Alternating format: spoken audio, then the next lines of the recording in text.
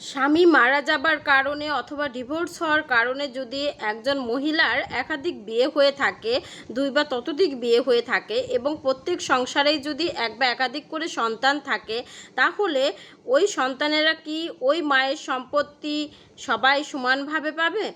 আসলে মা যখনই একাধিক বিয়ে করে থাকুক না কেন, প্রত্যেক ঘরের সন্তানেরই তার সন্তান। তার মানে প্রথম পক্ষ, দ্বিতীয় পক্ষ, তৃতীয় পক্ষ 3টা বিয়েও যদি করে থাকে, 3টা পক্ষের সন্তানই কিন্তু ওই মায়ের সন্তান। সুতরাং সবাই ওই মায়ের সন্তান হিসাবে বিবেচিত হবে এবং ওই মায়ের সমস্ত সম্পত্তিতে সকল সন্তানই একত্রে সমানুপাতিকভাবে সম্পত্তির অংশীদারিত্ব হবে।